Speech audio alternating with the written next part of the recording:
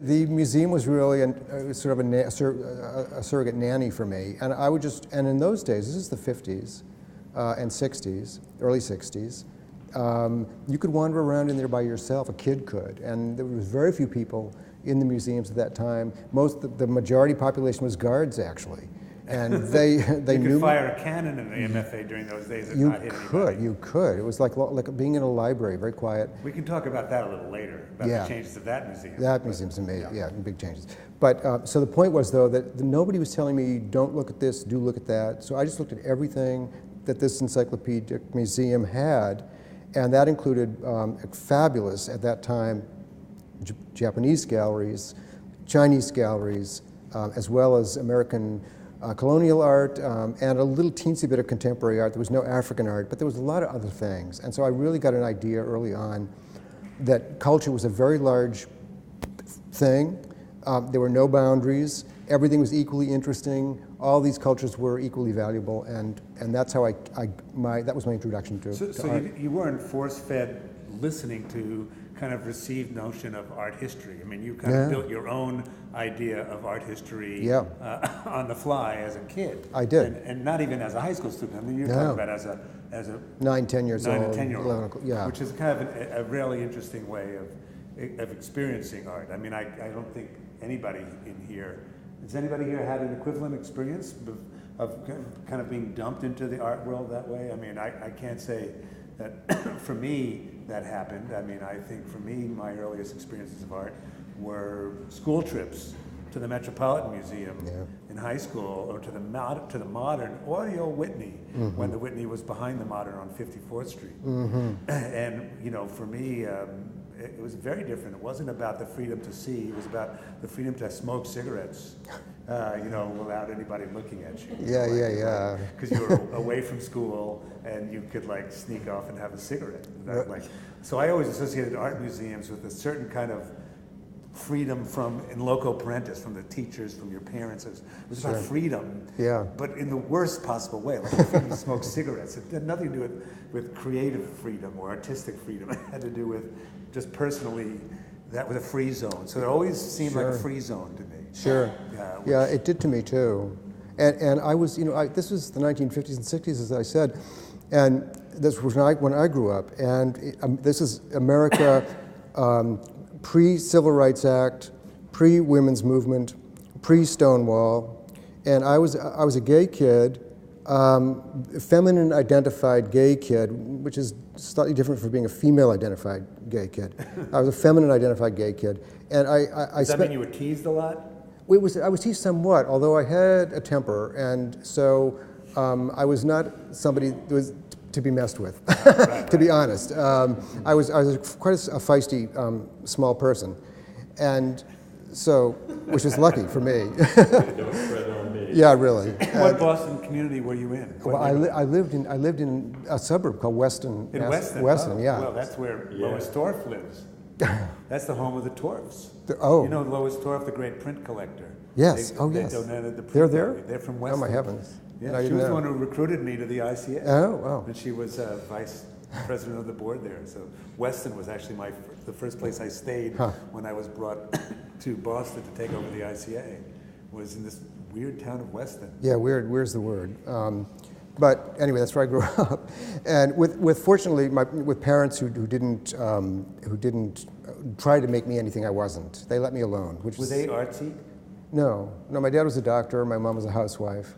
But you know, when I was a little kid, sitting at the dinner table, and my dad was out doing rounds at the hospital, or whatever, my mother would read me Emily Dickinson at the dinner table, along with other poems. So what I got very early on, along with this art self-education, was an immersion in language.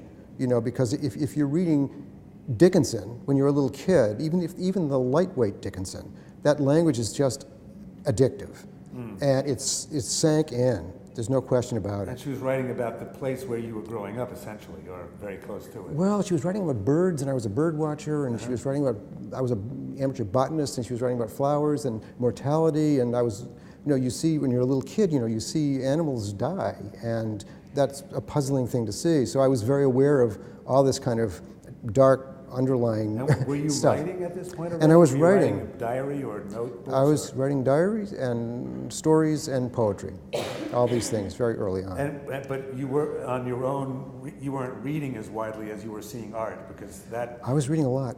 Oh yeah. I was a big. There was Anything, a lot of books in your home. a lot of books in my home, and I was a solitary kid, so reading was a big part of what I did. Bird watching, reading, that kind of thing. Anything I could do alone. Actually, in many ways, this is still true. You know, when I travel, I like to travel by myself, and I really like to. So, When you look at art, do you like to go by yourself? yes, also? I do. I have the same Yeah. feeling. I mean, I often have a job of taking groups around, and it's like hard because it's not what the experience should be. You Yeah, know, it's yeah. Yeah. Looking at art is the most private thing. It is so And when you private. try to take a group of people and like talk about art in front of them, and then they're supposed to have some experience Yeah, that yeah. you've already had. Yeah. You know, it's almost like an oxymoronic concept of teaching in a museum without just letting people do what you did, which Sure. is wander for a day and then come back and let's talk about what you looked at. Yeah. Well, I mean, there's a reason I'm a writer and not a teacher. You know, I can sit in front of a computer terminal by myself and think my thoughts and whatever, and that's what I'm most comfortable doing. So, You're still a lone individual. yeah, yeah, it's just a preferred mode. So you had this kind of deep immersion through the Jan Fontaine generation of Yeah. the Museum of Fine Arts, Yes.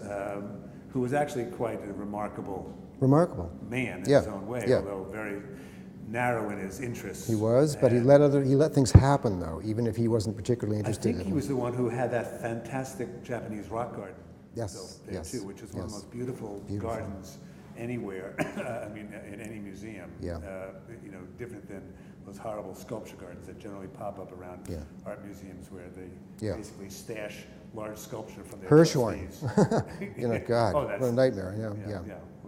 The Walker's not a bad one. I don't know That's if you've good. seen That's that one. good. Yeah, that's good. Martin Friedman, I think, put a lot of time into that. So Yes. anyway, so you're wandering around for years of Saturdays. For years of Saturdays doing this by myself. Yeah, it was And great. just- I mean, it's like you must have like wistful memories. I have very good memories, and you know, Weston is near Concord. It's two Right. towns away from Concord. And Exactly. my dad was a lifeguard when he was in high school. He was a lifeguard at Walden Pond. Walden has a beach, and my dad was a lifeguard there. And so I would bike over to Walden and birdwatch there, and I knew about all these Concord types, you know, Thoreau and Emerson and so forth. So I had these, and Dickinson over here, this isolate, Thoreau, this isolate. So I had all these role models, you know, as a kid growing up that I really And then, treasured. of course, Little Women was set there. Yeah, yeah, sure. I remember there's that in the movie of Little Women, which of course I saw before I read the book, because I wasn't a big reader when I was a kid. I think Yeah. I was slightly dyslexic, so I was always happier watching movies. Yeah. I remember there was a scene in Little Women where she gets her first check for her writing, and it's on the Concord National Bank. Yeah, yeah. Which was actually true. Apparently, is where is where the money came from for when she got her first royalty check. Yeah. So the idea of becoming a writer Yeah. emerged to you at Very- high school. Oh, earlier, much earlier. So yeah. like you knew that's what you. Yeah, when I was 8, 9 years old, I was writing poetry, and I knew that was what I was comfortable doing and where I wanted to go, and like that. Then for a while, the art. I was wondering, is there any place for me in art as a practitioner? And I found out pretty quickly that there wasn't. I just realized that's not. Did you try making I art? at the did time? when I was at high school and so forth, but it just was not. It didn't It feel didn't. right. It didn't feel right. It wasn't. I wasn't comfortable doing it, and I knew I didn't have a gift for that. So I kept coming back to writing as the one thing that I could reliably feel good about doing the job I did. So going from this kind of life as a child, kind of a really kind of dreamlike childhood in a way, living in a wealthy suburb with upper middle class parents, and having this time and this space to develop your own sensibility as someone who looked at and learned from art, and to learn to write about it are in sometimes different things, because you don't write about art the way art historians write about art. I think that's one of the ways that distinguishes one of the things that distinguishes your writing, even though you work for a daily newspaper. Right. You kind of write the way a poet writes, or maybe it's that you think about art from the kind of need to describe the experience. Yeah, to kind of relive it and represent it for readers. I mean, I think my giving readers a reading experience is my first job as a journalist. That's before anything else, before my... What do you mean by that? Well, just that, you know, I assume writing for the Times that not everybody who reads me is necessarily conversant with the subject I'm writing about or art itself. Or even interested in it. Or particularly interested in it. So it's important that I give them a reason to be interested in continuing beyond the first couple of sentences, to make this an experience where there's some language there that they can relate to, and it'll pull them in, and then they can get comfortable, and then you can, you know, like that. Uh-huh. Yeah. Which you don't need to do if you're writing for, say, Art in America, because it's a professional, it has a professional audience. Would you rather be writing for an art magazine with an art-specific readership rather than a general publication? No, I like the general audience. So maybe you are an educator. In that way, maybe. Yeah, sure. I mean, you think of your responsibility is to the general public. Yeah, I do now, particularly since I've been writing for the paper. But you know, the one other thing I want to say is, you know, growing up the way I did, was great and comfortable. But it also, I was very aware of myself as an outsider to the American culture that I grew up in. What do you mean? Well, being gay. Yeah, but you were also white and wealthy. Well, I was white, you know, biologically male, and had well-to-do parents. But psychologically, I felt, you know, I'm not a fit. I don't fit here.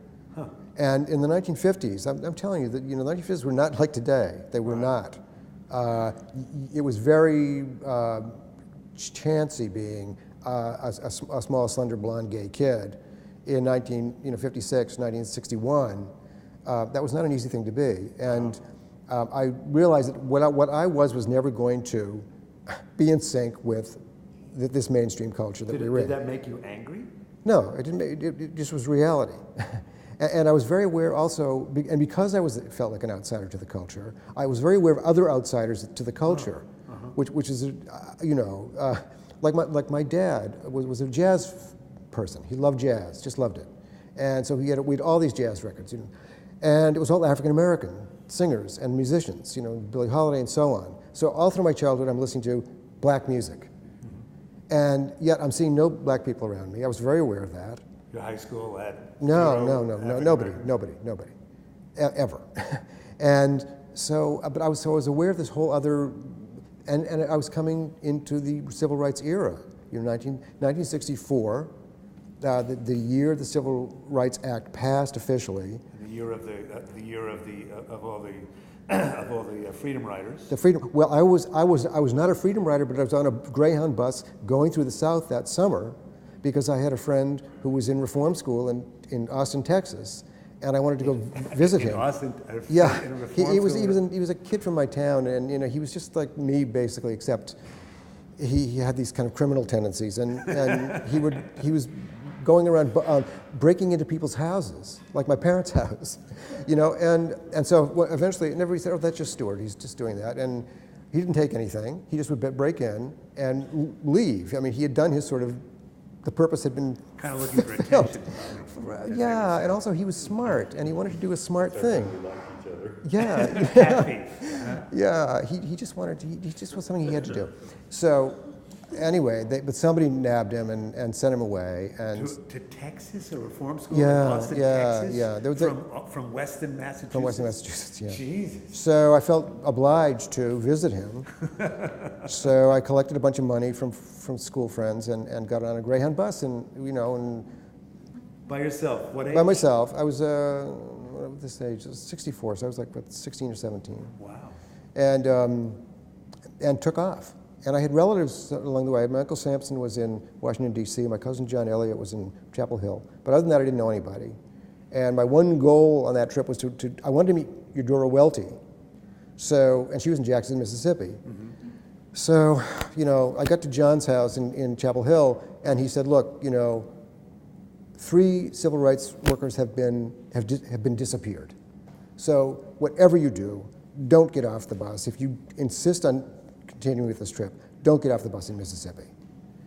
So, of course, I had to get off the bus in Mississippi. And what choice? And At least he didn't break into houses. yeah. So, but that was an education, a real, this after this kind of sheltered world. Was this the first time you had seen the Deep South? Yeah, it was the first time I'd seen the Deep South, and the first time poor black community. Poor poverty, period. Really, of that intensity, and so Pretty shocking experience. it was shocking. It was really, really. So growing up in Boston, when you grew up, Roxbury was already a black neighborhood, right? It In was the a black, 60s? yeah. But you didn't have much experience in your own town. No, it was a very limited sort of thing. But I was reading James Baldwin already, so I had some sense of what was going on here because I had older friends in high school, and they would pass books. All my friends were always older, several years older, so they would pass books down to me. Read this, read that, listen to this. So I'm listening to Bob Dylan, I'm listening to James Baldwin, and all this stuff, and so I'm becoming very aware. I don't know what it is that sensitizes somebody to this sort of thing, but I think it has to do with the feeling of identifying on some level with this other world out there. So you get off the bus in Jackson, Mississippi? Yeah, and I went to the phone booth and I tried to look her up in the phone book, and I couldn't find her. So I stayed. I had no money at this point. I'd run out of money, so I was sleeping out in parks and whatever. And then I got to Texas after about a month, and Stewart had. So you never got to meet Eudora Welty? Couldn't find her? No, I couldn't find Eudora Welty. No. But Stewart was on bad behavior when I got there, so I couldn't see him. He had gone around, he's a very smart guy, Stewart. And he had gone around and made this plug that if you plugged it into a socket, it would blow the fuses in the room. So he'd gone around doing that, and they said, no, you can't. Does he work for the NSA today or something like that? No, he became a rock promoter eventually. And then I lost track of him. I don't know where he is now. That's a shame because it would be really interesting to find out the trajectory of his career. I know, it would. Like the arch bad boy of all time. Yeah. You're pretty young to know Eudora Welty.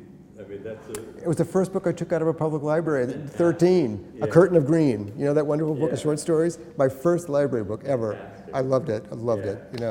Why I live in the PO, yeah. So it's great. So I really wanted to meet her. Yeah. I just loved her voice. Yeah. Language again. It's funny, the Boston photographer, actually Cambridge photographer Nick Nixon. Yeah. One of his first trips in his life was to go meet Eudora Welty. Really? And he did meet her. From Detroit. He grew up in Detroit. Oh. And I don't know if he met her, but it was like a. I had to do it. It was like. She was the kind of writer that I guess inspired a Hajj like this. Like you had to go try to meet her. I don't know if they ever connected, but he always felt his photographs owed so much to her writing that he couldn't ever repay her because it was her writing that kind of inspired the way he saw things, which is an interesting thing for an artist to say, that they're inspired in how they see by the way someone else describes the way they've lived or what they've seen. And those kind of translations are interesting, and it gets back to the idea that you come to writing about art as a poet, and in some ways, maybe the greatest critics of our time, not at the Times. We have another conversation.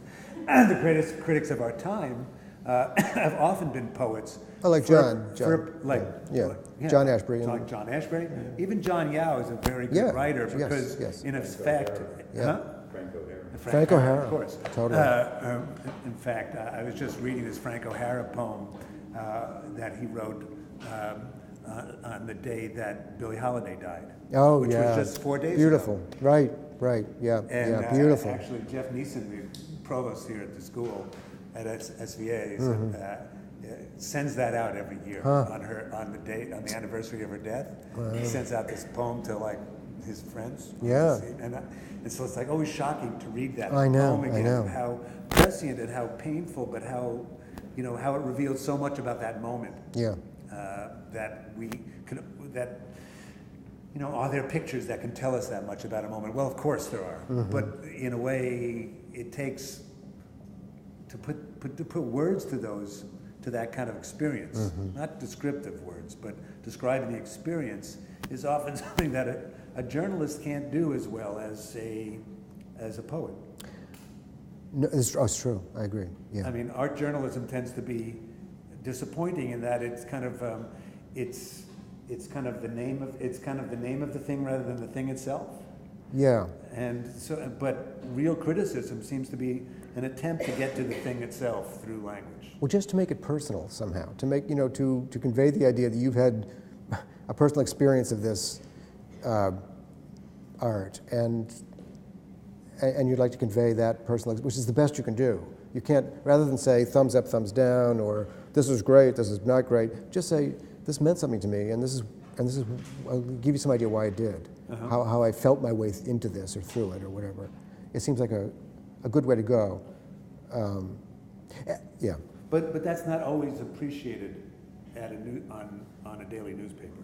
Daily newspaper tends to want, in general, to tell their readers, especially in what passes for criticism in most newspapers in the United States, with the exception of maybe 2 or 3, it's thumbs up, thumbs down. Don't bother. This is good. This is not good. Right. This is worth your time. This is not worth. Sort of like consumer advice. It is, right. You're a consumer. You have so much time. Don't waste your time on this. It's the Gene Shalit effect. Right. Although I think most newspapers tend to apply that to food, films, and theater, things you're going to, or maybe music, things you're going to pay money to see. Whereas art, they don't care. They truly don't care. Galleries are free. And no one's advertising anyway. No one's well, yeah. So. What's that, Mark? Mostly they just recycle the press release. Well, for most newspapers, they just will tell you. They what, do. That's right. Yeah. They don't even have a writer. They just have a rewrite person. And there are fewer and fewer slots even for press in newspapers for press release rewrites. Critics are dropping like flies across the country. I mean, how many full-time art critics are there today? There are like maybe 5 or something, in the country, in the United States of America, right? Some absurd number. And 3 of you are employed at the Times. Yeah. And it's Chris Knight at LA. Chris Knight. There's somebody. Is there anyone in San Francisco at all? Yes. Ken is still Well, there. there's that guy Sebastian Smee at the In Globe, Boston. who's actually doing pretty well. That's he's doing good, and Ken is still in San Francisco. And anybody else? Everybody else is on Chicago. There must be someone in Chicago. Internet. Yeah. A lot of Well, people on the there's internet. internet, but- That's an interesting phenomenon, actually. So how does that? Well, you're on the internet too. So I mean, I'd Right. say probably 80% of your readers read you online. That's not, true. Not on paper. But the whole idea of writers now writing for the internet is developing into a very interesting. Before we get to there, let's because there's something to talk about the change of criticism as technology changed and allows for a different kind of interaction. But I think your story is still is really an instructive one because of the way that you did kind of evolve into at this point probably the nation's leading critic for a daily newspaper. I think that's not an exaggeration. Yeah. Well, one thing I did, I should just, moving on in my life a bit, I went to school for literature. I went to undergraduate. I was an undergraduate lit major.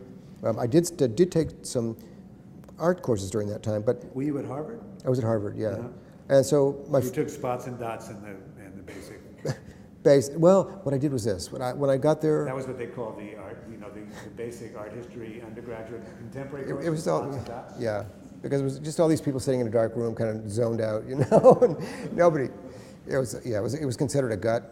The whole discipline actually was considered a gut. Well, it's interesting. At Berkeley, when I was chief curator there, the museum was not considered an academic department because they thought there's no new knowledge to be gained. No new knowledge to be gained looking at art.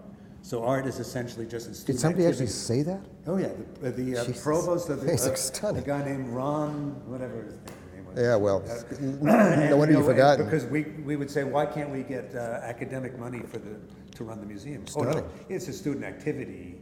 It's like for their leisure activity, but there's no new knowledge Right. produced looking at art.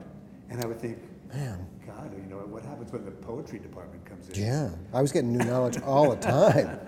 But at Harvard, it was the same thing. Harvard, there's no respect for the visual arts at Harvard. Never has been. Still never is. No, Still no, isn't. no. Art history, of course, because Right. they had the great Walter Horn and people like that. Yeah. Great.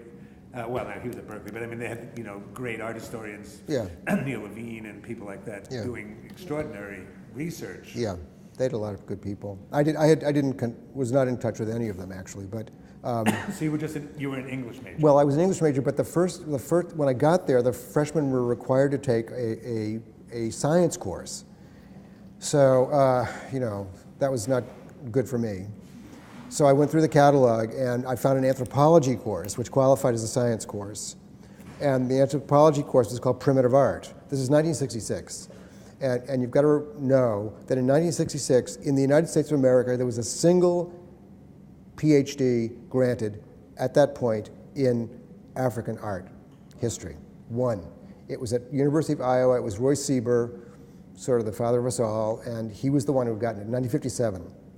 The next one, the second one, was granted the year I took this course, which is 1966, and that was Bob Thompson, Robert Ferris Robert Thompson, Thompson? at Yale. He was the second one? He was the second one, number 2. Wow. So this is like an underprivileged area. And so I walked into this course, I had no idea what I was going to get myself into, and it was stunning, stunning, because it was in an ethnology museum on campus, so all the African material was out at that time. It has since been in storage for to this day. That's a whole other story. Right. But it was out then, all these West African You could touch things. and Central African masks. You couldn't touch them, they were behind glass, but you could see them. And this grad student who was teaching the course happened to be an Africanist, because this course covered, pre-Columbian, African, the whole thing, Oceanic. He was an Africanist, and he had been in West Africa. He had been in Mali filming masquerades for 2 summers in a row on a grant.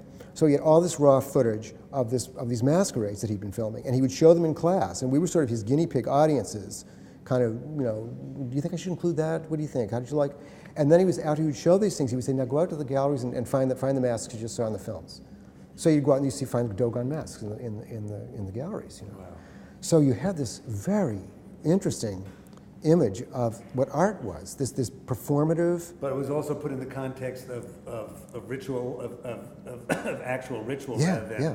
abstracted as Yes. as an objet. Yeah.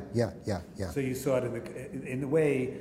You've been to the new installation at the Yale Gallery, the Yeah, Yale Art yeah, Museum, yeah. Which I think they've done a kind of beautiful job Yeah. installing their African material in a way that shows the objects within, at least within photographs Yes, of the rituals in Yeah. which they were made, in which they were used. They're threatening to change this, by the way. We'll talk about that at some point. But anyway, yeah, you're right, exactly. So the you were seeing it context. the right way. I was seeing it the right way, and I had this sense, and suddenly, all that church art I've been looking at in the MFA, I'm looking at these crucifixes and stuff like that, suddenly I realized, oh, well, this also was this living stuff. People interacted with it psychologically and moved in it and did things in it, had rituals they performed in it. So I got this very interesting sense of art as this dynamic thing that I'm part of.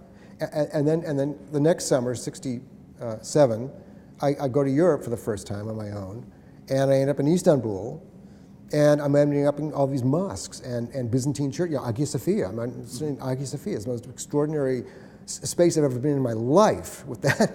Yeah. And it's like this ex-church that was the next mosque, and now it's a museum, and it's going to be back to be a mosque again. And, it's just the whole idea of art as an art of the past, too. Mm-hmm. Not just art of the present, but art of the past as being in my present was just solidified. The first time you go into Hagia Sophia, it's a pretty amazing Stunning. thing. And all those great chandeliers, Yeah. which were made by Jewish lamp makers. Yeah. And they all have stars of David in them. Yeah. Stunning, that stunning. they're still there? Because it was fine. It was just fine to have them in the. All mosques have Stars of David. Yeah, but in the, but they were specifically the lamp makers for the Hagia Sophia were the Jewish community in Istanbul, which lived very in great comfort and peace with the Muslim community and in the Christian community Yeah. at the time that was built. Yeah, that was a moment. Yeah. So, are And- you and- becoming politicized at this point? Well, about I'd already- seeing things that like, why am I interested in this, and yet I don't see this reflected back in, in when I go to the museums in general. When I read about art, I see still this kind of Yeah, I was getting there. Eurocentric. Yeah, my interest was just at that point going out of the West, And the next step was I went to go to Japan, and then I went to India, and I just kept finding myself moving out like that. And it wasn't a deliberate thing. I wasn't doing it for political reasons. I was just doing it because of interest. Were you doing academic research, or were you just No, traveling no. on At your that own? point I was traveling on my own. Uh-huh. Yeah, I saw a show at Japan Society, this Great Age of Japanese Buddhism. It was 1983 or 4.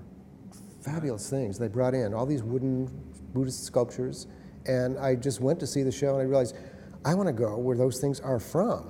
So I got on a plane and went, and I spent a part of a summer in Japan, out in the countryside, going to all these pilgrimage temples and shrines, and then going down to Shikoku in the south and doing a little bit of a pilgrimage route down there, just to see what was in the temples. Not because I was a Buddhist. I just wanted to see, it was. So you didn't have any actually connection to Buddhist thinking, or No, not you weren't particularly. Like becoming like. I mean, I grew up as a sort of a beatnik, so in that sense I did. A sort of a populist, Right, kind of Zen beat. Zen beat kind of thing, yeah. Just because I was in the 50s kid, but so I had that. But organized religion No. on any level was No. not interesting to you. It wasn't not interesting. It just wasn't personally. It wasn't interesting for me to have a spiritual practice of any kind, personal spiritual practice. That I didn't find. Well, maybe you did, but it was something. Yeah. It was Yeah. something very personal. It was Very your poetry, personal. and it was your connection to trying to understand humanity through these objects that you were looking at. Yeah, just. I mean, what were you trying to understand? What was driving you? What was the question that was pulling you halfway around the world? I think it had to do with objects. I think it had to do with art objects. What is the spirit behind these beautiful things, these beautiful Buddhist sculptures in this case? What compelled people to make them? And what kind of an environment did this impulse come out of? And that's what I wanted to be in that environment that generated this particular kind of beauty and meaning. Because always meaning, these things mean something to people. They're not just out there in the world sitting behind glass. They're actually things that people care about and live lives around and want to touch. And touch is very important. Yeah, no, I remember going to my first trip to Nepal and going up to Bodhanath. Yeah, to Bodhanath, the sure. stupa, and the prayer wheels. Yeah. That were touched. Yeah. They're read by your fingers. They're for illiterate people who couldn't read, in another way, but they read by touching the prayers that Right. were incised on the rotating bronze Sure. disc, right? Sure. And I thought that was quite wonderful to see, how I mean, no different than prayer beads, I guess. No, same thing. Catholic rosary beads Sure, or sure. what have you. It's Yep. just like some physical manifestation of Sure. of some practice, of some Yeah. meditative practice. You go up to St. Paul, the Apostle Church in 59th Street, which is, by the way, the church where Billie Holiday's funeral was. Right. And you walk that. was too. What was that? My uncle's funeral Oh, it was there too? He was a jazz photographer. Oh, okay. yeah. But you watch people there, parishioners, just 5 o'clock before Mass on a weekday, and you'll see all these things we're talking about: rosary beads and touching statues and all that kind of stuff. You go to a church in Italy. Yeah, I mean the one object in that church is not the Donatello's bronzes, not the Michelangelo sculptures, but this plaster cast of the Virgin Mary that is covered with little folds of paper with writing on it, saying, please help my so and so get well. Please help me get married. all these different things. And that is the one that everybody who's a parishioner in that church goes to. That's the one that counts. Yeah, That's right. got the energy. The other stuff is just, the rest of it's just decor. yeah. So it's an interesting phenomenon that I, Well, it's interesting how many religions, look for that kind of gateway also. yeah, Whether it's the Wailing Wall or, or the, where, have you ever been to? I haven't been, To yeah. the Wailing Wall in Jerusalem where people, you write a prayer and you stick it in the cracks in this wall and it's like somehow God, like at the end of the day, God comes and reads everything. Yeah. I mean, I don't quite get it, but I know it's about leaving messages, like having a message machine for Sure. God, right? Yeah, that's right. And so all these religions, invented a message machine because they couldn't count on a priest to deliver your Right, message. right. Or maybe it was something you didn't even want to tell anyone else. It was so private that you just had, you're so desperate Yeah. you wanted to make that Yeah, connection. yeah. But getting to the object, Yes, the objects. for me, I flirted with being a Buju for a little while, but that just seemed to, Right. that just seemed too hilarious. Because I just It's still reject- doable. Yeah, it's still. Yeah, I know a lot of my best friends are. But but I was very attracted to Buddhist sculpture as well. In fact, I really liked the material that came out of Northern Asia, the Mongolian Yeah, me too. Love it. Buddhist material, and yeah. there was a great show at the museum in San Francisco of Mongolian Buddhist sculpture, and it was this stuff just breaks my heart. It's so beautiful, but the problem I've always have is that when you encounter it, even when you were encountering it as a kid, although you were pretty special, you see it denuded. You see it taken out of its context. You see it artified. You see it museified, if that's a word we can use. Yeah. We see it stripped of its integrity. Same thing with African material. At the Met, I had lunch with El Anatsui recently because I hope he does. He's thinking of moving up to where I live in Beacon and buying a house up there. And he's such an amazing guy. Yeah. And I said, well, how did you feel when you went to the Met and you saw that they had one of your works upstairs with the 20th century art and one of yours with the tribal art downstairs? He said, I felt more comfortable with the tribal art, because at least it gave other people a sense of of the way that other art was made when it was made, because I'm just trying to say something. These people were trying to say something, and so he was actually comfortable with the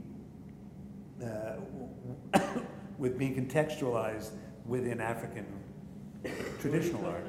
Huh? Who are you talking El Anatsui does all the work with the bottle cap. right, yeah. With the bottle, actually the bottle. Do you know who he is, this guy? Does everyone know? He who does El these Anatsui is? big like fabric-looking pieces, but he makes them all little out of crushed bottle caps. They're these huge tapestries. And he actually, he's They're like very the Jeff beautiful. Koons of Africa in a way that he employs a huge number of people working with him and actually gives them jobs. Yeah. And they work and they make these works together. Right, but he started out a very hands-on guy. Yeah. Remember that he started. I first saw him actually at Scoto Gallery when it was in Prince Street, back maybe 15 years ago. You remember when he opened that gallery? And when he was a professor of art in Nigeria. When he was but a professor of art- But he's Ghanaian. Yeah, he's Ghanaian, but he taught in Nigeria. But at that point, he was making wooden sculptures, very small wooden sculptures that came apart and could be rearranged so any way you wanted in your home. Yeah, and then he's gone on to other things. I But asked him why he didn't want to move back to Ghana. He said, you have no idea how boring it is in Ghana. I said, I'm sure I don't. Yeah. I guess not many people for him to push against there. But the development of the African art world, or the emergence of African contemporary practice into the broader conversation that is now the global art world is another topic that we can It's another get topic. to in a minute. Interesting. But what I was saying is that one of the problems I've always had with museums and their use of this material is that they present it in this fully abstracted way in which you're supposed to only recognize it for its the relationship to Western aesthetic notions of beauty. sure, Rather than for its relationship to what its purpose was, Yes. or what the intention of the makers Right. were. And of course, there's always the problem that I've had that got me in more trouble over my career than anything else, which is challenging museums about how they acquired things and making and asking museums to honestly account for Yeah. the way objects Yeah. wound up in their It's not going to make collections. you a popular And- guy. No, No. my first lecture to the Museum Curators Association at the Brundage Mm-hmm. Museum then in San Francisco. So I was 25, and I said, who died and left us in charge? I mean, Yeah. why do we have all this material here? And people got up furious. I mean, if this stuff had been left in India, they would have ruined it Yeah, all. yeah, These people don't know how to take care of their Sure. treasures. I said, Sure. you may have been right, Right. 50 years ago. Yeah. But that's not the case now. No, no. And now people would point to Iraq and say, oh yeah? Yeah. What happened there after the fall there? And people raid the museum and start trying to put all that material out into the marketplace. But I still think it doesn't account for the kind of level of the generations of theft, Yeah. appropriation of cultures that populate the great museums of Germany, United States, England, Sure. France. Well, countries are getting bold about asking for a return. Nigeria just asked for and got a return of some of those Benin heads from its collection.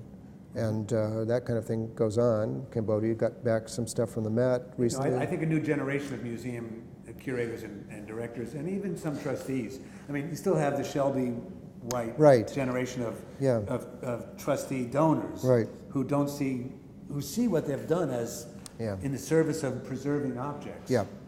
but refuse to see it in the context of if you were a kid growing up in that culture, that object's not there for you to look at. Right. It's in New York. Yeah, yeah. And it's like, why should that be in New York rather than, Sure. rather than in whatever town Yeah. it came from in Africa, or Yeah. even in a major museum in the capital city of that We'll see country. when the Elgin marbles get returned. Yeah, right. That will Yeah, never that- happen. that never- I would But, you know- bet the ranch and say that will never No, happen. that won't happen. But there were a bunch of youngish curators in town. I met with them. They were in the MoMA International program, which they've kind of revved up again. Oh, yeah? So they brought 10 curators from South America, Asia, the Middle East, Europe to New York for 2 weeks to do a. Does everyone know what the international program of MoMA was and is? You probably don't because it's been so inactive for such a long Because, time. I mean, they are cover for kind of foreign policy related exhibitions Yeah. of American art, especially in the communist world during the Cold War. Right, And Serge Guilbeault wrote a great right. essay about this New- in the 80s. New York. Stole the idea of Monarch. Huh? Yes. New York stole the idea of Monarch. That's exactly right. Yeah, yeah, yeah. But also just the idea of America presenting democracy through the work of abstract expressionists. Max Kozlov's art. You're talking about Max Yeah. Kozlov. Yeah, Yeah. yeah.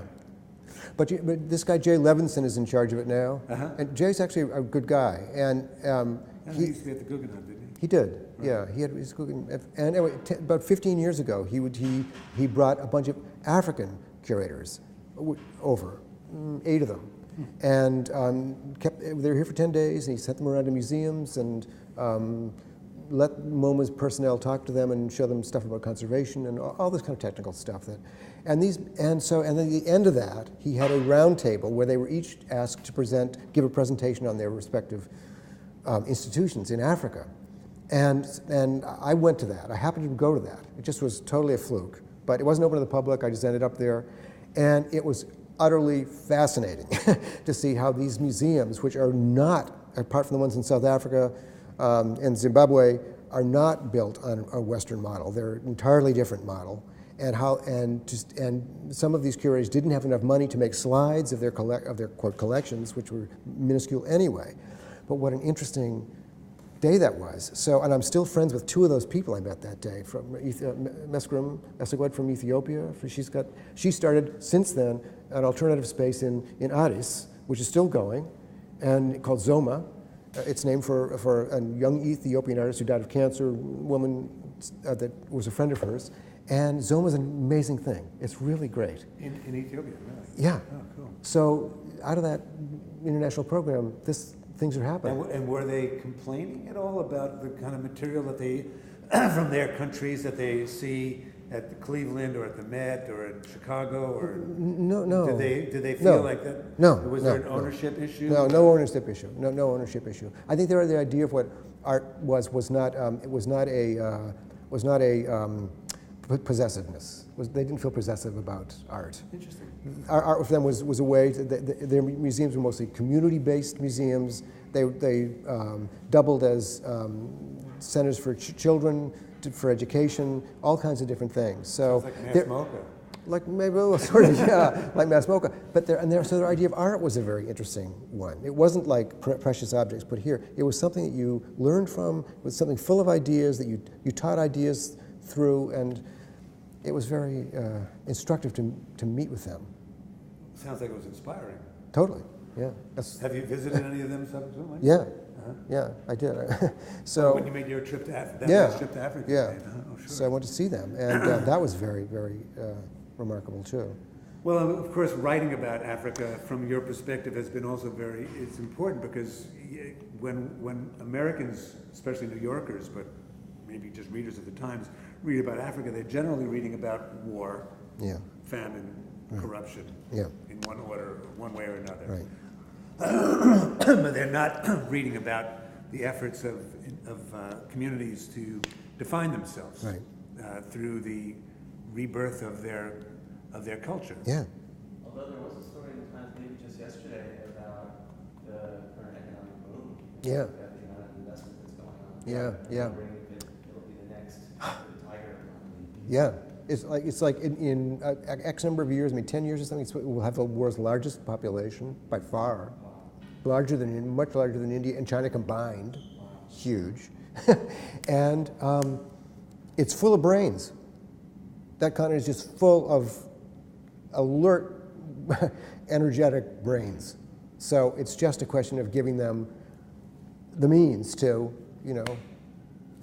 Well, the first issue is overcoming the calamity of post-colonial life. yeah, well, and that's not so easy. No, it's not easy. Because you have so many corrupt governments just at the beginning of becoming real democracies. Yeah. And maybe even decades away from becoming places where horribly fractious and Yeah. destructive civil wars Yeah. take place. Yeah, it's a problem. It's a problem. Art is still museum-style art is still an endangered species on the continent, and even the most established and museums like the National Museum of Mali in Bamako is in a precarious position. It was doing great for a while, and then there was a government change, and there was a crisis, and Last year. and then the museum, didn't shut down, but almost did, and it's, No, I hard. remember because Peter Sellers was supposed to go and be in residence Yeah, there yeah. last summer, and then he had to Yeah, cancel. He had to Yeah. cancel his trip there. It was too Yeah, dangerous. yeah. So getting back to your story, so you explore this. You get turned on to this African material at Harvard, At Harvard, yeah. and that kind of pushes you away from thinking of your life as a poet and thinking perhaps that you want to become an ethnologist, or No, not really. But I wanted thought I should be an art historian. Uh-huh. So yeah, so I was sort of an ethnologist actually, and that was then I came to New York. I graduated in 1970. I worked in hospitals in a hospital for 3 years at that point because my partner at that time was my college roommate, and he was a conscientious objector to the war in Vietnam. It was the time of the draft and all that. And so, hospital work kept you out of it, would keep you out. yeah, I kept him out. I had already, it was the lottery, time of the lottery. Yeah, My numbers was sky high, so I didn't have What was to. your number? You remember? Oh, I don't, no. But it was way up there somewhere. I don't know. Mine, 340. Jesus, that's great. You really lucked out. Mine was I not hit that the high. lottery that day. I was ready to take certain measures if it came to it, but it didn't. But his was very low, and so my dad got him a job in the hospital, and I took a job too because we were, a couple, and so I worked as an orderly in the emergency room for 3 years, and that was an eye opener. Here in the city. No, it was in Waltham, Massachusetts. Oh, in Waltham. Yeah, it's an old mill town, Waltham. Different kind of eye-opening experience. Yeah. To see emergency room life. To Yeah, see yeah, the yeah. kind of healthcare that used as emergency room. Yes. And to see and to be in a working class town and where people don't have a lot of money, and this hospital is a community hospital dedicated to the community. And so, you know, I got to know people. They'd come into the emergency room for something, and I'd see them on the street or in the supermarket, and it was really great, you know. Anyhow, so I did that. Then I went to Europe for a year. Then I came back from Europe, and I came to New York because it cost the same to come to New York as it did to fly to Boston. So I landed here, crashed with people, got into another relationship here, and lived downtown below the Trade Center, and. When that was really funky. When it was pretty funky, yeah. And then I was living with a bunch of artists and performers. Bob Wilson's people, all the birds were down there. You started writing some reviews for Arts Magazine, was it? And I started for Arts Magazine, Yeah, right. yeah. And because I was among artists and talking to them a lot and kind of learning the lingo and how to write about it.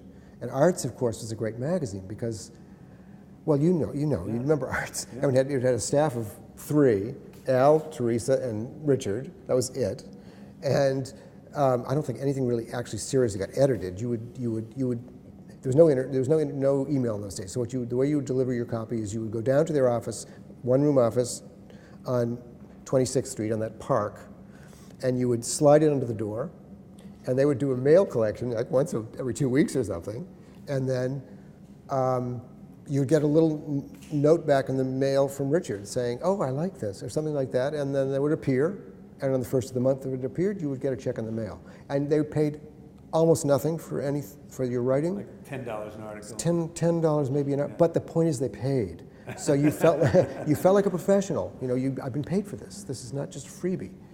And that was very, very important for self-esteem and for all of us, I think. And most of us got our start there, I think. Yeah. And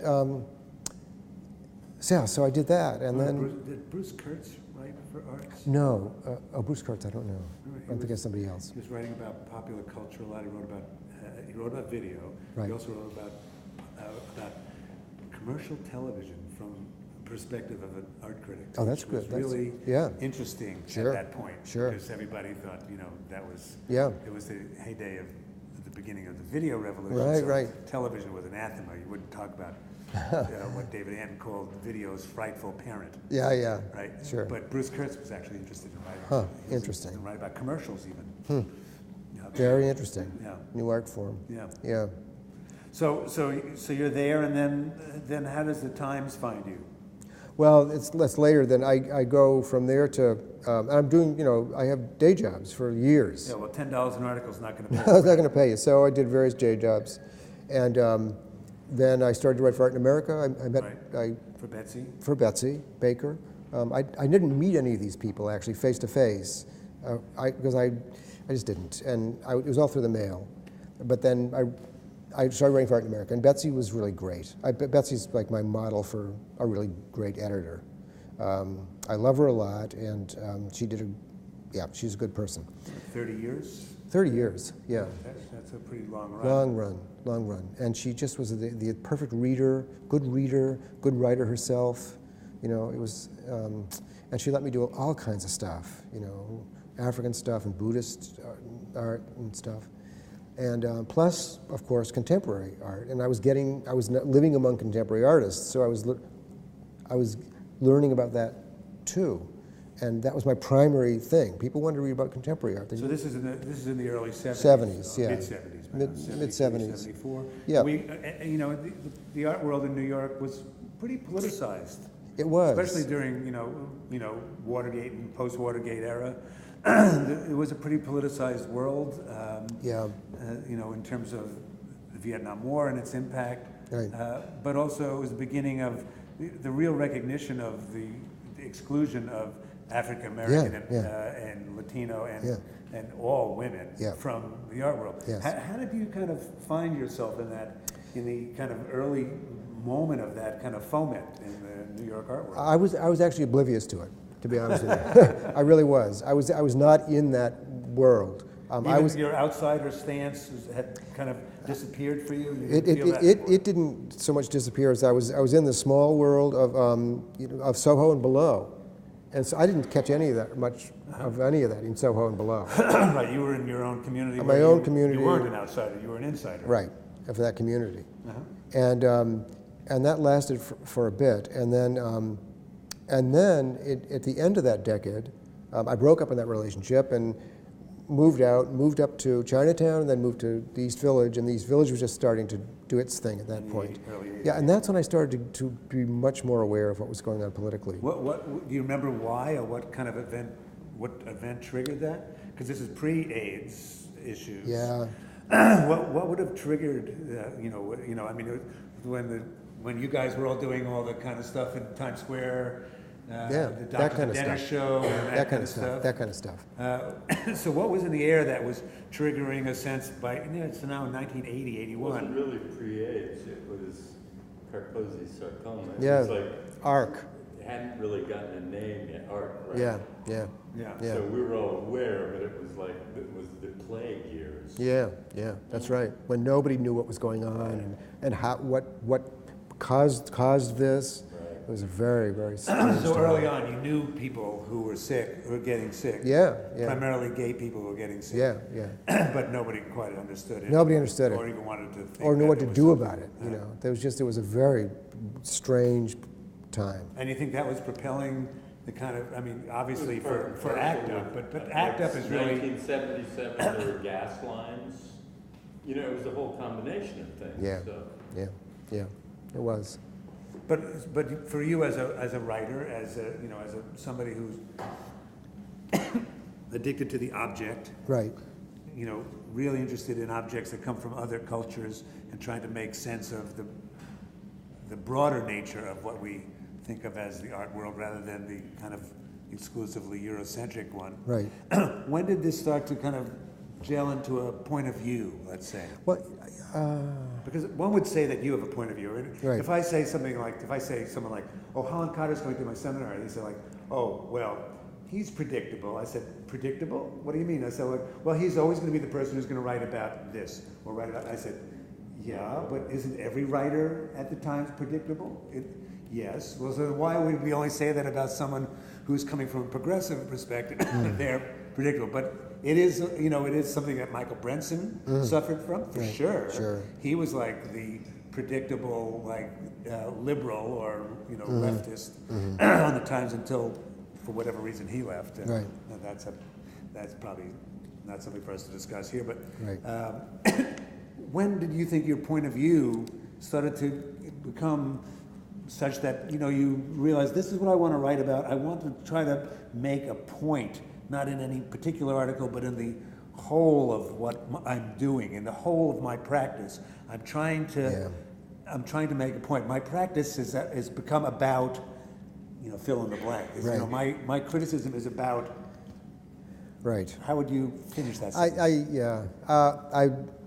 The impetus for my criticism. I think maybe when I came to the Times was when I sort of had made a decision about that. It was sort of a decision. By that time I'd been through AIDS, and in the late 70s and 80s, I'd met Peter Schumann and Bread and Puppet, and I was very involved with them for a while. And that was a very politically consciousness-raising time for me, and Peter's amazing, and the whole And his phenomenon. son's amazing too, Max. Oh, Max, yeah, Really everybody matter. involved with Pete. Do you know Bread and Puppet, this Yeah. theater? Bread and Puppet. Vermont, yeah, they're fabulous. Totally worth knowing. But they've been Totally worth fabulous knowing. since the early 70s, and going so- to their camp and school in Vermont. And Yeah, and my building I lived in downtown in the 70s, this guy George Ashley, who worked for Bob Wilson, lived upstairs, and George was like the press representative for Peter in the city. So Peter was in, all these people were camping out in George's apartment all the time. So these, you had these conversations daily Yeah. about politics and art and how they interacted, and it was Well, wonderful. between Bread and Puppet Theater and the Living Theater. And the Living Theater, Living yes. Theater, you cannot, you can't discount Julian Beck. And No, Jason no, Lehman, they're very important. because I didn't that ever work know was them, but- Also, the art world didn't included it. Right. The right. art world did not exclude Bread and Puppet or Living Theater. When we did Yoko Ono's first big survey show at the Everson in '71, this is not here. She included, Living Theater Yeah. in her show, Right. along with Living Theater, Max Newhouse, Right. same. Right. They'd be in the same, Sure. the same community because they were talking about the world. Yeah. The world, that's right. So, okay, so you So- make a decision that, So, okay, so, now so, I'm gonna have to take a real then I've job. been through AIDS. Then I've been through AIDS, right? What does it mean, going through AIDS? Well, mean? it means Losing a lot of friends died. Uh-huh. My first lover from my college, my died horribly.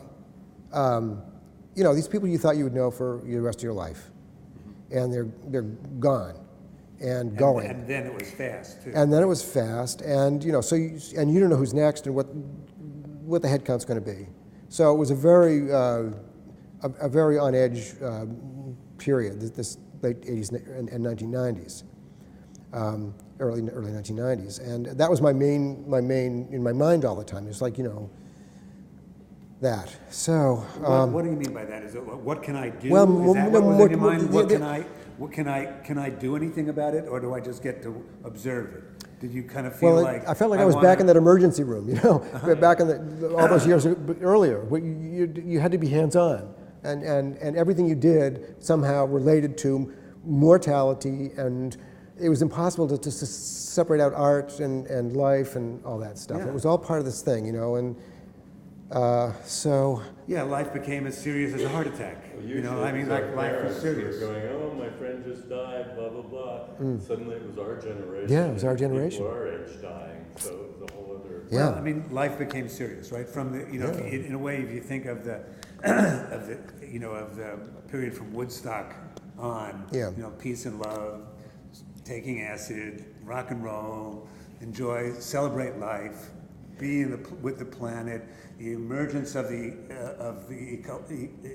ecological movement, sense that joy was important in that, and and community and love, and then all of a sudden, Right. it turns dark. It Right. turns, it's Yeah. a heart attack. Boom, people start dying. Reagan's the president for 8 years. Yeah. Then we get Bush. Yeah. So we had Reagan, Bush, a little break, and But- more Bush. We call Jimmy a little break. Yeah, it was a little break. I mean, it was the first time I voted. But Was for art Carter. was there.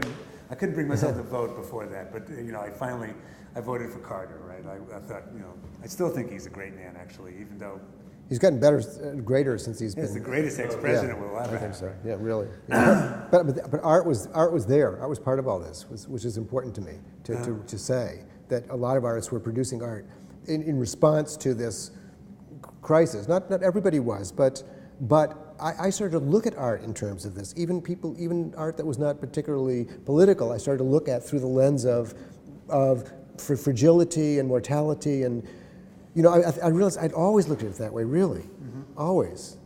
But now it became apparent. But now it became in a new way. Now it was contemporary art I was looking at this way instead of Buddhist art or Catholic art or something, and these significant objects became significant with not for market reasons, but because they were receptacles of feeling and thought and care and anxiety and all these different things, And I still relate to art that way. But you also saw maybe and even identified that artists were redefining their jobs as not just participants in the history of art, but as witnesses or Yeah. as activists.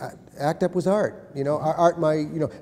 Those How to change your opinion. Right? Well, it kind of linked up to that African experience in college, where we're looking at this art, this activist art, all these masks that danced, and if they glanced at you, that you were healed, and there was this whole organic thing going on with these. Well, the Isenheim altarpiece. Yeah, where, Isenheim You altarpiece. spent 5 days in front of it.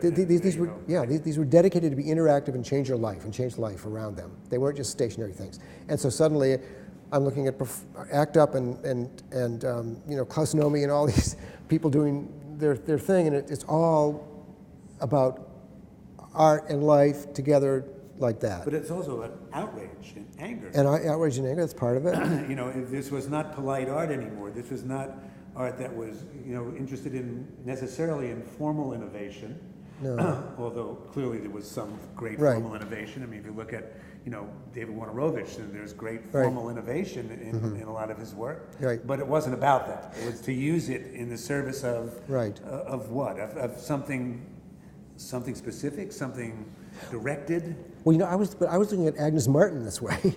I was looking at Agnes Martin as a source Tell me of, about Yeah. Tell me how that. my relationship to that work changed. Is what it was. It was in me. It was in me. It wasn't the work that was changing. It was me. I was now getting something from that. Her energy? Or? Just from suddenly it occurred to me. I noticed the way the lines in her paintings were like little, just delicately with little tremors. Right, yeah. She was like a quaking aspen Totally. herself. Totally. So it Totally. comes through in that work. Yeah, it came through, but I didn't know it until then. That's beautiful. Yeah, No, so and then it's true that the drawings are also the key to her work. Yeah. I mean, the latter paintings, where she kind of covered a lot of that, and when Right. she was medicated for her sciatica and all Yeah, that yeah, stuff was yeah. very different. But Yeah. I mean, Agnes So Martin's work. But it's funny to think about of seeing the human hand or the frailty of the human touch in a line drawing in a grid of Agnes Martin. well, that's right in Agnes, but also in all kinds of non-political work. It's the same thing. I was because of experiences I'd been through. I was able to see this now. But I meanwhile, relate to now it this the way. New York Times that you started working for. Oh, yeah. This was Right. it was the home of my bête noire of Mr. Kramer, of Hilton Kramer, who wrote that I was the worst museum director in America. Did he say that? And I sent him a thank you note saying, Yeah. because I was always very polite when I get mentioned by name. And I said, if you had said I was the second worst, I would have been killing myself trying to figure out who was my competition. Yeah. And he laughed about that. We had a trustee at Whitney who was a good friend of Hilton Kramer's and a friend of mine. And so he brought us together for lunch every once in a while. And Hilton was always very polite to me in person, because he was a gentleman Right. in person. Sure. But as soon as he was writing, he would just say the most horrible things about anything I was interested in. Yeah. That it made my trustees really nervous. I'm sure, I'm like, sure. Why does he hate you? Yeah. I said, I don't know. Is it your problem? Yeah. Yeah. His background is not so different from yours. He was an English major. Yeah. He was not an art historian. No. At all. No. And he, so it's kind of interesting. But the Times represented that kind of very, what today we'd call a neoconservative perspective. Yeah, About art. basically. And even from the days of John Kennedy. Yeah. When I was in high school, I wanted to be an art critic. by the Right. way. That was my idea of what I actually Back wanted. then, you actually wanted to do that? Wow, that's amazing. And it was because I read one of the first books I bought, paperback books, was a book called The Embattled Critic, and it was the collected essays of John Kennedy. Oh, boy. And I didn't realize that he was like this ultra conservative. Totally. But I feel, embattled. That's kind of cool. Yeah. Oh, everyone's angry at him. I think I want to do that. I want to have a job where I can say whatever I want and everyone gets angry at me. It's like high school, and then even my first years in college, because I went to journalism school. I wanted to be an art critic, and my idea of what my goal would be for life would be to be at the New York Times as an art critic. How ironic is that? Yeah. And of course, I never got anywhere close to that and dropped out of journalism to work in an art museum. Right. But and Canada makes Hilton Kramer look like Benjamin Buchloh. Yeah. Let's put it that way. Yeah. Canada thought that if you go back and read John Canada, you cannot believe how stupid the New York Times was in their take on what was happening in American art in the 60s. I mean.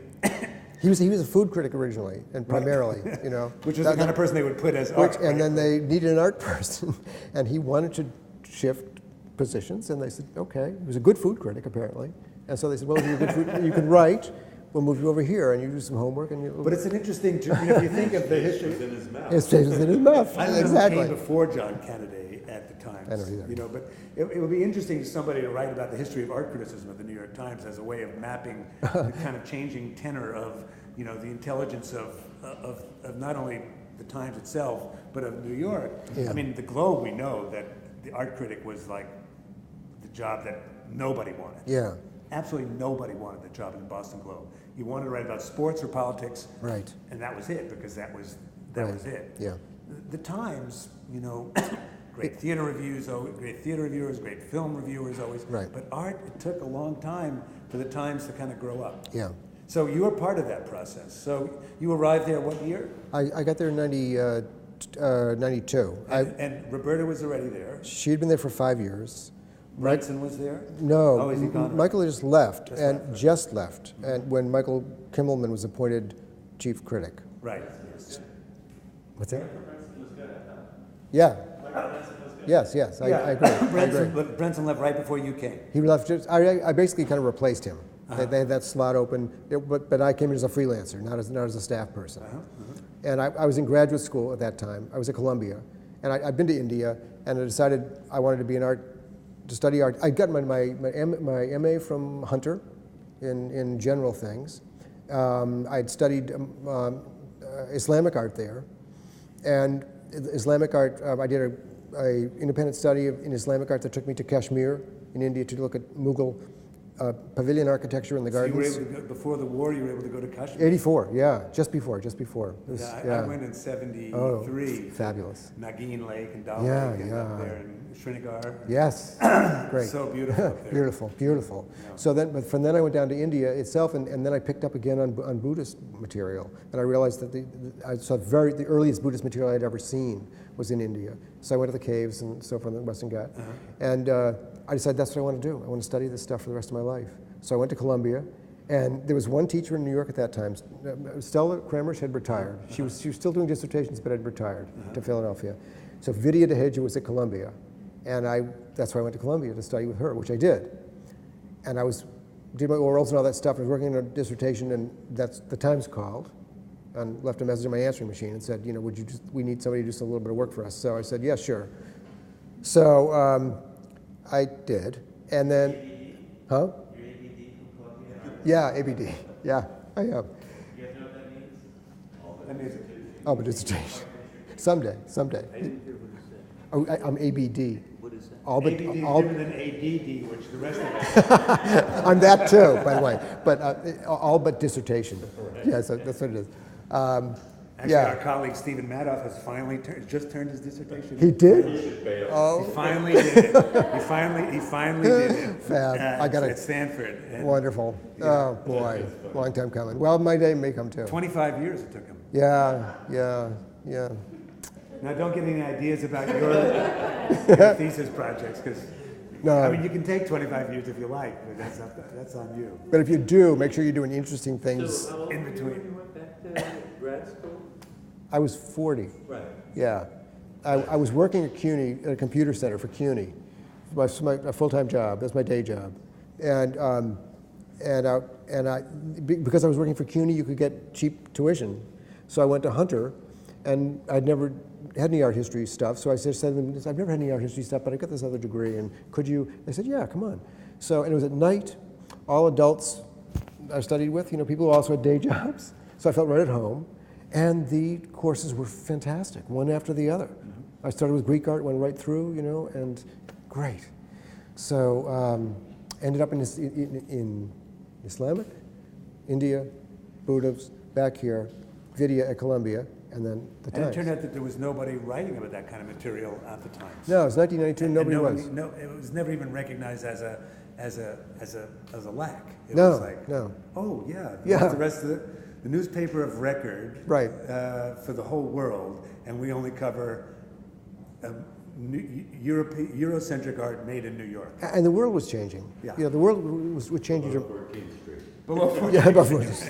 But at that point, really, the world was changing, and multiculturalism had kicked in, and people were aware that there were these things going on, and so it was a And perfect. of course, the computer revolution or the internet revolution was just kicking into high gear also by '93 with the appearance of graphical browsers and the like. Right. All of a sudden, everybody could work their computer. Yeah. It didn't have to. You didn't have to know how to remember codes or Right. instructions. You just opened it. Yes. And so it was the beginning of, I think, one of the signal changes that has created a new definition for the art world. In fact, I don't even use the term art world anymore.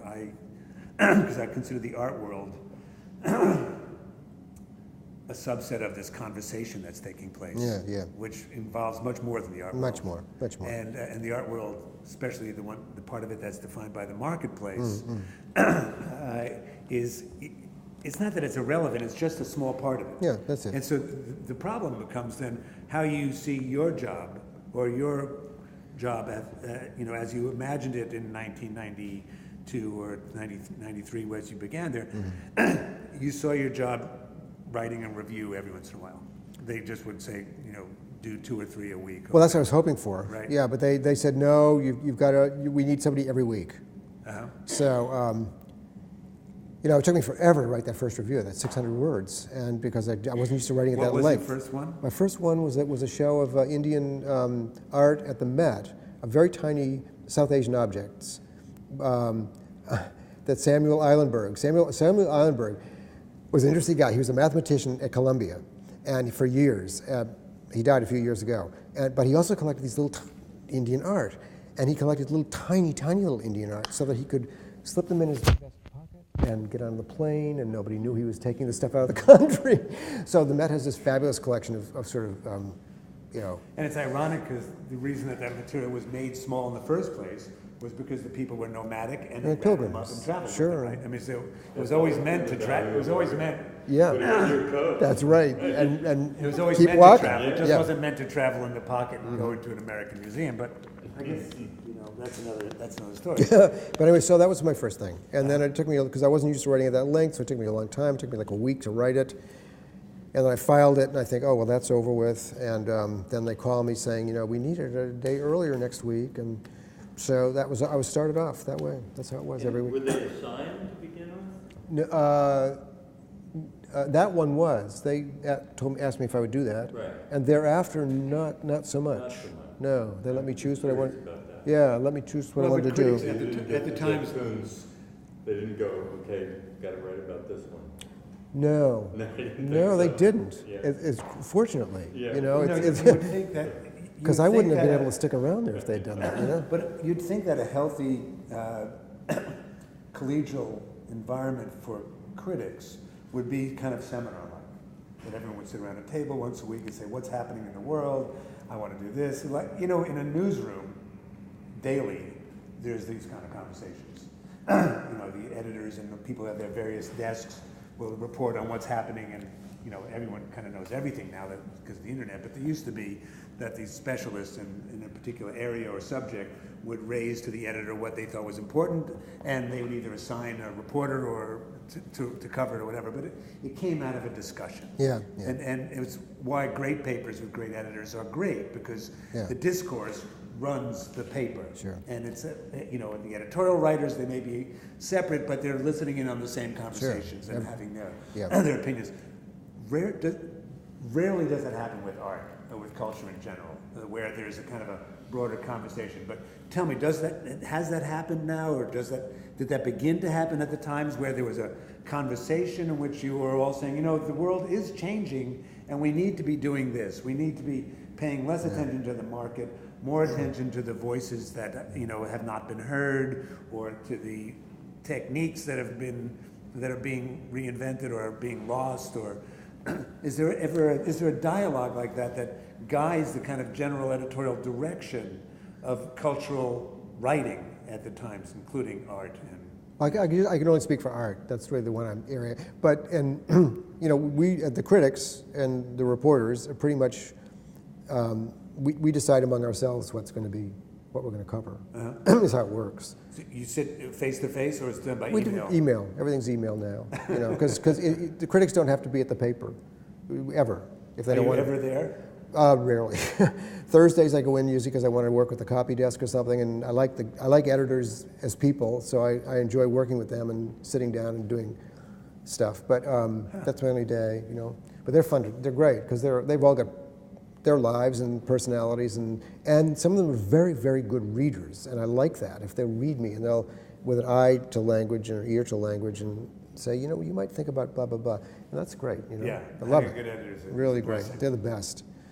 But otherwise, no, I don't go in, and we do email, and So, but would you say there's a conversation taking place, you know, broadly speaking, a conversation about what's necessary, what needs to be done, you know, at Well, the yeah. Times, or in general, you know, in terms of the impact that the Times has on not just American culture, but on world culture? Is there a sense of responsibility and? I'm not sure I'm not sure, there is no specific conversation about that I'm aware, you know, no, we don't talk about So that. there's no editor No. who's kind of charged No. with having that kind of. No, and- they trust us, they trust that somehow or other we're going to cover the waterfront. And, you know, I think that's how, they would prefer to leave it in our hands to do that, to sort that out. But why would that be the case about art, but not the case about soccer, or not the case about New York politics? Yeah. What is it about art that Well, 'cause we're defies, you know, a kind of a, you know, Well, that kind of because, collective mission? because all the editors at the Times are experts on soccer or New York politics to some degree. You know, they are. They all watch TV, and so they see soccer. But we are considered to be the only experts on art. We're this people who know this stuff. They don't know it out there. We're going to teach it to them if we want. You know what I'm saying? Yeah. So we're this little a conclave of experts in our little area. Right. And even at the paper now, that the new building, they've got us isolated that way. We're over, the art is over here, film is over there, music's over there. But that's It used to all be that's mixed the other up. point, is that the dialogue, but, you know, when you look at a museum of modern art, Yeah, the Museum of Modern Art, or even San Francisco where I work, what was a great pleasure there was having architecture, film, painting and sculpture, video, mixed together. performance Yeah. curators yeah, talking about what was important Right. and knowing each other's material, because everyone does know everything now. Sure. Those lines don't exist as hard Yeah. lines Yeah. Anymore. Right. And yet, in the academic world, those lines very often still exist. sure. And it's replicated and maybe even maintained by that kind of division that happens in institutions like the New York Times. Yeah. Do you see that as a problem that you know will have to be addressed in this kind of world of the blur? I mean, we live in this blur world now. I know, yeah. I suppose it will. As it is now, what we do is we have basic ground rules, which is that we try to not have the same critic, this is just kind of Mickey Mouse, but the same critic review the same institution, big institution, you know, twice or three times in a row. So, and we try and alternate the big shows, so that, like, I do the Whitney Biennial this year, Roberta does Jeff Koons, next time Roberta will be the Biennial, I'll do, you know. You'll do the big, you know, Whatever, right. whatever. But that's the way we try to mix it up, that way. Just, and it's collegial. it's collegial. No one's in charge. No one's in charge. You know, we filter it all through an art editor. Barbara Graustock is her name now, and But she's not an art expert. She's an administrator. she knows a lot, but she is an administrator. She's an editor. She knows a lot about art, but she's basically we're giving her the information about which she will make suggestions, but she's relying on us to give her the information about the schedule. She meanwhile is keeping track of the larger schedule, so that she'll say, you know, nobody's covering blah, and we said, oh, forgot about that. So we should get somebody to do that. So who do you include in that group, besides you and Roberta? Well, Ken and Karen, Carol Lowe. Ken Johnson? Ken Johnson. Ken Johnson and Karen Rosenberg, they're two freelancers. And not the Sunday Times Magazine people? No, That's we never all see them at all. gossipy or- They're all. Right, right. If Randy Kennedy was on your desk or if he was elsewhere in culture. He's with us. Yeah, Randy, Carol, Patty Cohen has been, but she's moved over to business, so she's not going to be anymore, which is too bad. Cause It would make a great book to see those emails. It'd be like constructing the inner workings, yeah, maybe. I wanted to ask Yeah. a question. A couple of years ago, I think maybe longer, you wrote a series of articles about contemporary art in Africa. yeah, It looked like you spent a lot of time there. yeah. I assume that was your own initiative. Can you just talk a little bit about that project? Yeah, it was my initiative. I'd gone to China a couple of years earlier for an extended trip and reported on that, and they seemed pleased with that. So I then proposed Africa, which is actually the place I wanted to go instead of China. But China was in the news then, and it was important for them to get that covered, so I did. But then I proposed Africa, and they said, sure, do it. So I made the plans myself. It was strictly my trip, nobody else. I planned it, went to where I wanted to go for various reasons, and came back and wrote it up. But I generated the whole thing. Thank you, I loved it. Can I ask a follow-up question? Yeah, please. So you reviewed Here and Elsewhere, an exhibition at the New Museum Yeah. of Art about and from the From. art world. And in that, you talk a little bit about the New Museum's history, its original mission, and you then stated, I've heard this said before, and it's always baffled me, that New York is provincial. You said New York is provincial. And I think if New York is provincial, then it's the most cosmopolitan city in the world in many senses. Right. What could provincial mean? What does that mean to you to say that New York is provincial? Because we're so big, we don't have to look outside our borders. They come to us. But actually, I mean, we are big numerically, but I walk through Chelsea, and I just see white bread art, wall to wall. And for me, that's provincial. I don't see much experimental stuff going on. I don't see much stuff going on from really beyond New York's borders or its art schools. And this has been for years. I think there was a time when this was kind of breaking out, back in the 90s. This was changing, and I think at that point, because multiculturalism and postmodernism were fashionable, people felt obliged to be more inclusive and go out but I don't know anybody. The only person I know who actually ever went to Africa to look for artists was Claude Simard, who died 2 weeks ago. Claude died. He died. Susan Vogel didn't? Well, Susan's a different story because she's a museum director. Susan was the museum director who did. Right. And started a museum to bring in African material. Well, she also Brilliant. left Yale, right? Because it didn't work. Didn't work. And she founded the Museum of African Art here in the city. That was her first thing, and then she went to Yale from there. Which is, She was the first person to really begin showing Yeah. African art in context. That's right, In that's right. cultural context. Right, yeah. In the kind of post-Robert Right. Ferris Thompson. yeah, that's right. Kind of She was it. She was the model, my model for curator. Susan was, was. She doesn't do it anymore, but a little bit she does now. So that's what I meant, and also, we end up getting like 3 Chinese artists over and over and over and over again. Whereas there's thousands of them over there. We just need somebody to go over there and look. I get on a plane it's the same thing used to happen with California art. Whenever you'd be a show of California art anywhere in the world, if you were working in California like I was, you'd see curators come from Europe or New York. They'd see the same 8 artists. They'd bring them back and show California art. But meanwhile, there are 800 other artists, really interesting, and just didn't want to do the work of really spending the time to do it, or they didn't have the money or time to do real research, so they did pseudo-research based on a couple of conversations with dealers and other curators, Yeah. and so they got received wisdom. And I agree with you, although it's a truism to say New York is, I know. is parochial, Yeah. because it is and it isn't, but Sure. it is that sense of self-satisfaction, in my opinion. It's that New York is so satisfied with Right. itself. I think particularly now. I don't think it was true a while back, and it may not be again soon, but I think at the moment, we're just locked into this market thing that's, it's unbreakable at present. That's why I refer to Terry Winters and Bryce Morton that way as like our provincial New York painters. And it's kind of a neat thing to say, but it's also like they're not really extended beyond our borders. No, it's true. Yeah.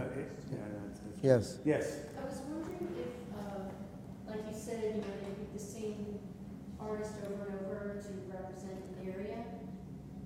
I wonder if you think there are any other causes for that besides they don't want to do the work. Like, is there a feeling people are afraid to be wrong, or something like that? Yeah. I mean, I'm sure that has in part to do with it. You've got to introduce the artist then to the market somehow, and that's an involved process to make that career fly. If you want to make it fly, Is it risky Yeah, it's risky, sure. You know, you're going to have that month, you're going to have a dead space, commercially speaking, a dead space on your wall. How can you afford that? Well, a lot of galleries can afford that, actually. Des Verna Gallery can afford that, Gladstone Gallery can afford that, and many galleries of our larger, on the upper echelon, can afford to have a dead space on their, quote, on their walls for a month in order to let us see some new art. They can absorb that. But there is a kind of timidity. If you're a curator, you know, you have your career, you want to be acknowledged, you want to, you know, you kind of reading, oh, I guess I need to do a show of this artist, and I need to, and if you're a young critic, you know, you want to cover, you know, you want to, when they look at the list of reviews that you've written, Yeah. you want to have written about It's true. boys, It's you want to true. have written about Warhol, It's you true. want to have written about, you know, so that when they look, someone looks at a list, they say, oh, yeah, you're a big time writer. You're not just writing about your friends. Yeah. You're Yeah. writing about, you know, you're taking on the important artists of our time. There's some truth to that, but it also is self-serving and it cycles in, right? It doesn't cycle out. It doesn't circle out. Yeah, I mean, the big advantage I feel for me right now is that I've been in this writing a long time. I'm at the Times, and I don't have to do that anymore. I don't have to, you know, I did when I was younger. I really did. It's a consensus thing, you know. Where's the consensus falling? And I have to pay attention to that because that's where I have to land myself too if I want to be part of this larger game. But just by chance, I don't have to do that now. Well, not just by chance. You know, Not by chance, no, but I mean, you've gotten a little recognition. no, but just having right, little right. recognition But having been at helps. the job for a while, having been at the job for a while, my job is secure. I'll put it that way. Okay, so I can afford to do that. I can afford to do it. So I take advantage of that. We can have some time for a few more questions, and then we're going to have to break, and then have our four student presentations. Yes. Just having been doing this a while, having started as a kind of print-only model, and now we just briefly alluded to the fact that a lot of readers probably get you online. How is it more bi-directional now? Is it more two-way street in terms of Good how question. much That's they what get I wanted back? to get to that also. Yeah. The breakdown between you and your readers. Now they write back to you online. Right, And yeah. it's published right there, right?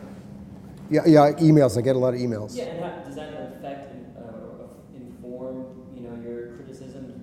What on the Times website they have the top reader comments. Is that you who's curating that, or is that the editor? How does that relationship work with you? That is curated by readers strictly, Okay. by the input But that. does it mean It's also anything when you get a Times top, Place. a story that's been responded to by more, I No. don't think it really matters that much to the Times. Internally, it doesn't matter very much. But following on that Because, question. because you end up getting, Yeah.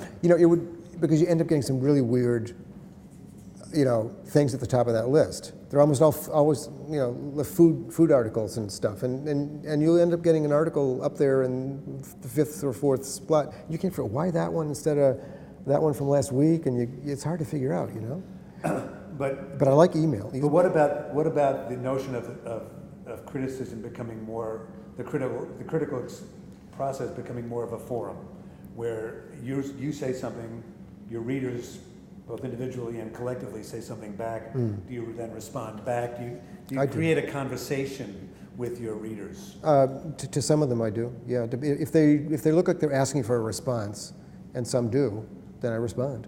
And we go back and forth. Some of them are just, I feel blah, or, good job, and they don't care. They don't. Do you feel like it's making you a better critic in the sense that they bring things to light that you might have missed, or does that happen? Sure it does. Yeah, absolutely. Because there are people, I'm writing, weekly about stuff that I'm not an expert in, but there are experts out there. And so when I get an email from one saying, you might rethink that, or that is wrong, then that certainly is a valuable thing to know. I'm trying to slot that in my mind. Okay, let me rethink this thing. Yeah, it's good. So, final question: do you think in this kind of web-based future for journalism, for daily journalism in particular, your job will change? I think in essence it won't. I mean, I think I'll still write the way I write, and I'll still, I'm not going to change now that thing, because I still care about writing as writing, language, all that stuff is not going to change. The audience may change, and I'm not. I don't have to be on any social media. I'm not on Facebook and I'm not on Twitter. So, and that's strictly because I have an addictive personality, and if I went there, I would never get out. So I had to just say no. I need a self-help group. Yeah, I can't do it, and keep up reading and writing, and the whole the other stuff I need to learning, basic homework. I got to do my homework, and that takes a long time. So. I think what's going to happen, though, is we will get, I'm anxious to see how criticism as a field will develop online once there is a financial and economic base to pay writers to do the work. That I'm looking forward to. You think there's a new financial base available? Not yet, no, but there are people who are trying different ways to figure out how to do it. Let's go back to Andre Breton, where the critics actually were partisan and they had big collections of beautiful art. That's so taboo now. Yeah, totally. Yeah. But it actually, I mean, to me, it's like if you love the art, then it's fine. I'd give you a painting, no problem. Sure. And then your market and my market become sort of the same, as opposed to the way it is now, where they make all the money off of your screed. Yeah. It is complicated. The It is. ethics of all that. So, like Art Practical in San Francisco is hooked up now with CCA, the College of Art and California College of Art. So they're now supported by CCA, which is great. So there is a financial base there. They can pay writers, and it's a good deal. From a foundation. From a foundation. Source, Yeah, this has just started. Yeah, so criticism goes back to where you began, like poetry. Supported not commercially, but supported non-commercially. Yeah, non-commercially. Because it's not seen as finally having a basis in commerce, unless it's commerce-oriented. Right. But real criticism isn't commerce-oriented. It's poetry addressing the visual arts or addressing the arts in general. Well, I see it that way. There's no money in that, which is fine. But that means that a support structure, a system needs to happen. When we started the Artist Pension Trust, poets would write, what about a poets pension trust? Yeah. Or, and I'd say, well, there's no way you can accumulate value as a poet. Your work is just out there, and maybe someone will buy a book. Yeah. But it doesn't. And at some level, appreciate. Right. And at some level, you have to love it. You have to love doing that activity. Yeah. To keep doing it. But perhaps what would a really viable and kind of wonderful future would be a world where critics were critics only because they loved doing it, and that there was a support system out there, but it wasn't going to make anybody wealthy. Right. It was just that people who were devoted to that art Did that art. That worked. Just like people who are devoted to painting. It exists now, actually. It does. Only. Huh? Yeah, it If does. only. Yeah. Well, thank you very much, Holland. Yeah. It's been real great.